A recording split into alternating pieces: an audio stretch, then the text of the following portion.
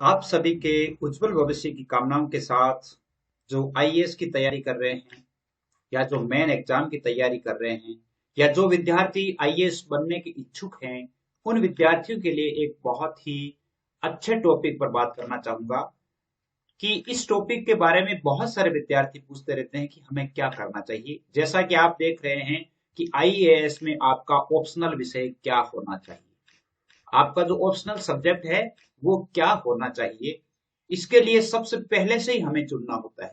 देखिए, हम थोड़ी सी आईएएस की इस प्रक्रिया को समझ लेते हैं कि इसमें हमें क्या क्या करना होता है। तो आइए अपन देखते हैं, इसकी प्रक्रिया को देख लेते हैं, थोड़ा सा देख लेते हैं इस प्रक्रिया को और फिर समझते हैं आईएएस की परीक्षा क्या होती है। जैसा कि अपन देख रहे हैं, कक्षा जैसे आप ले लीजिए, यानी जो आईएएस एस्पिरेंट है, यानी आईएएस के जो एस्पिरेंट है उनके लिए तो ये वीडियो है, तो उसमें आप ध्यान रखिए। अपना आज का जो टॉपिक है वो है यानी आईएएस ऑप्शनल सब्जेक्ट। ऑप्शनल में हमें क्या सब्जेक्ट हमारा होना चाहिए, इसके बारे में हमें बात करनी है। और भी बहुत सारी बातें हम बात करेंगे। तो आईएएस की प्रक्रिया को समझाना चाहूंगा कि आईएएस की प्रक्रिया आखिर है क्या। देखिए, आईएएस में क्या होता है कि दो एग्जाम्स होते हैं, आप जानते हैं।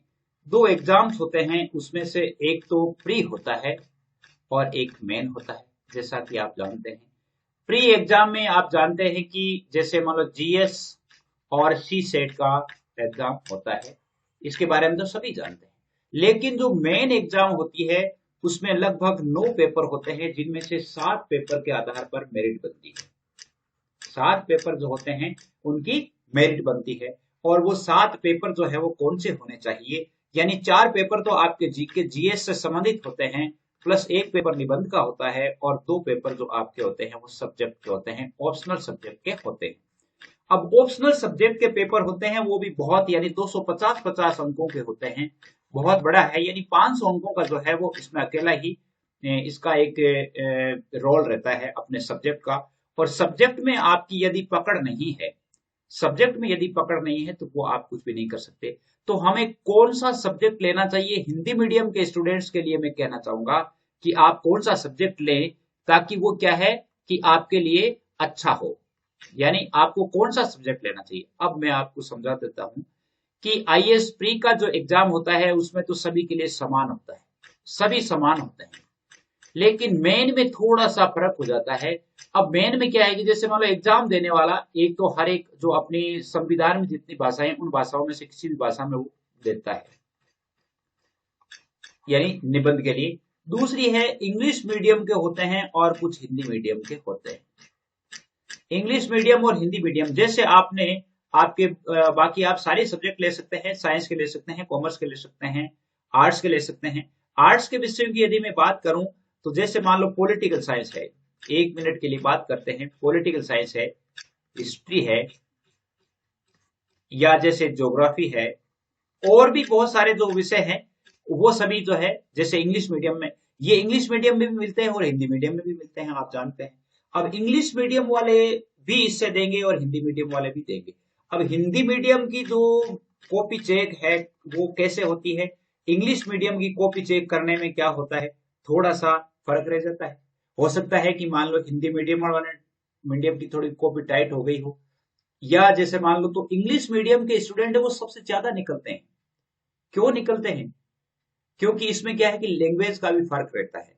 तो हिंदी मीडियम और इंग्लिश मीडियम, एक दूसरी बात यह भी है कि हिंदी मीडियम और इंग्लिश मीडियम, जैसे साइंस का कोई सब्जेक्ट, तो साइंस वालों के लिए इंग्लिश मीडियम के जितने भी स्टूडेंट हैं उनके लिए तो पूरा मटेरियल मिल जाएगा, पूरा मैटर आपको मिल जाएगा, पूरा मटेरियल। लेकिन हिंदी मीडियम से यदि कोई तैयारी करना चाहता है, जैसे फिजिक्स है, केमिस्ट्री है, या जियोलॉजी है, जितने भी जो सब्जेक्ट, उन सब्जेक्ट से यदि कोई तैयारी करना चाहता है तो उनके लिए हिंदी में मेटर ही उपलब्ध नहीं होता, आसानी से मेटर भी उपलब्ध नहीं होता। तो मेटेरियल उपलब्ध नहीं होता, सामग्री उपलब्ध नहीं होती, तो एक विद्यार्थी कैसे तैयारी कर सकता है। तो क्या करते हैं कि विद्यार्थी जो है आर्ट्स के सब्जेक्ट की तरफ आते हैं। अब आर्ट्स के सब्जेक्ट्स में भी क्या है कि इंग्लिश मीडियम वाला चक्कर रहता है। इंग्लिश मीडियम के स्टूडेंट्स बहुत बार आगे निकल जाते हैं, हिंदी मीडियम के स्टूडेंट्स वो पीछे रह जाते हैं।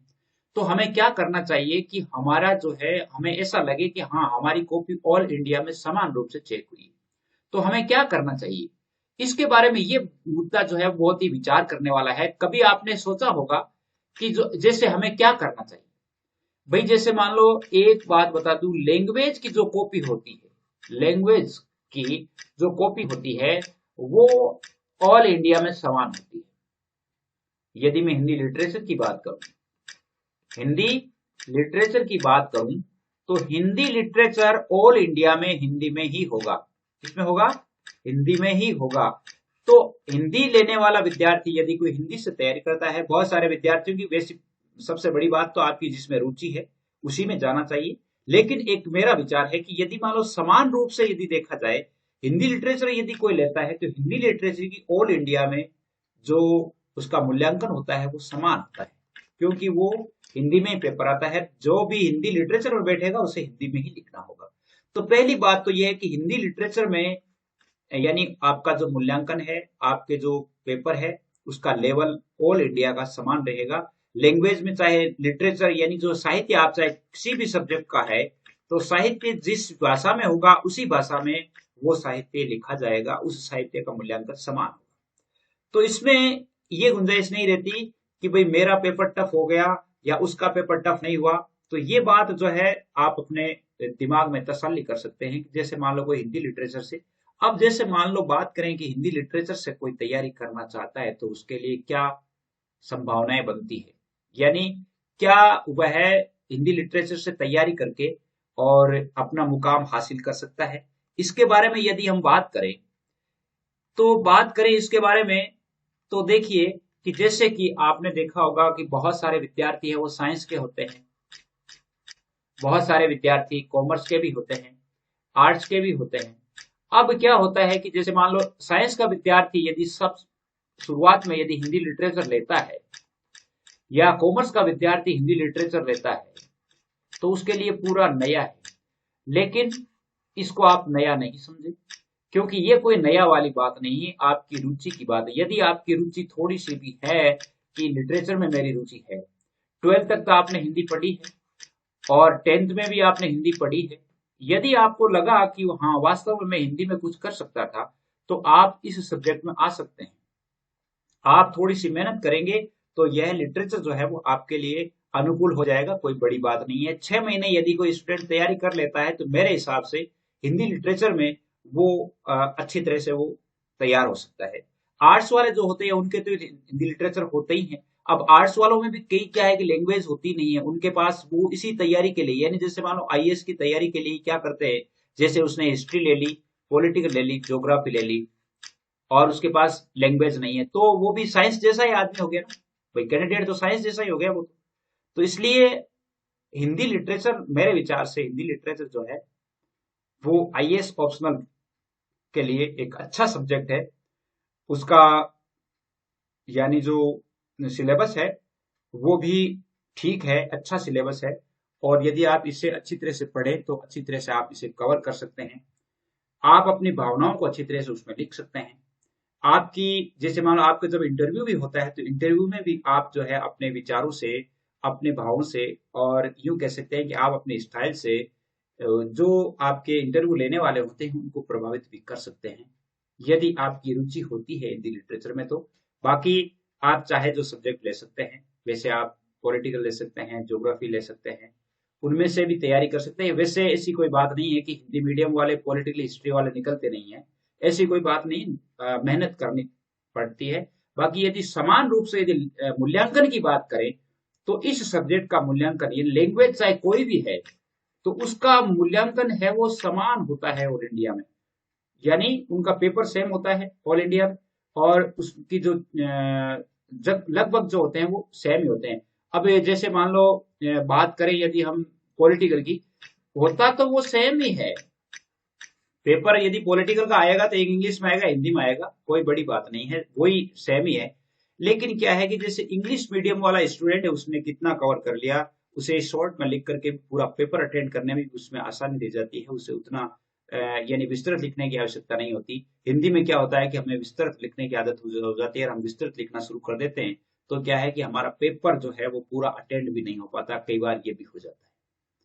तो मेरे विचार से आपको तैयारी करनी चाहिए और इस पर विचार भी कर लेना चाहिए।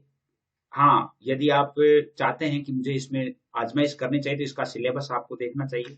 सिलेबस देख करके फिर आपको देखना चाहिए कि हाँ, इनमें से आपके कितनी चीजें पढ़े हुए हैं, कौन कौन से कवि पढ़े हुए हैं, कि साहित्य का इतिहास पढ़ा हुआ है, क्या क्या चीजें जो पढ़ी हुई है वो आप देख करके अंदाज लगा सकते हैं कि हाँ, मैं इसमें शामिल हो सकता हूँ और ये मेरे पक्ष में हो सकता है। तो मेरे विचार से आप अभी से विचार कर लीजिए, जो अभी जो तैयारी कर रहे हैं। जैसे मान लो जो अभी जैसे 12th पास करते ही बहुत सारे स्टूडेंट है वो इसमें लग जाते हैं, तो उनको अभी से तैयारी करनी चाहिए कि मुझे आगे जो है वो कौन सा सब्जेक्ट रखना है, उस सब्जेक्ट पर आपको पकड़ बनानी चाहिए। आज के लिए बस इतना ही। जय हिंद, जय भारत। और नेक्स्ट में और मिलेंगे एक नए वीडियो के साथ और एक नई जानकारी के साथ। जय हिंद।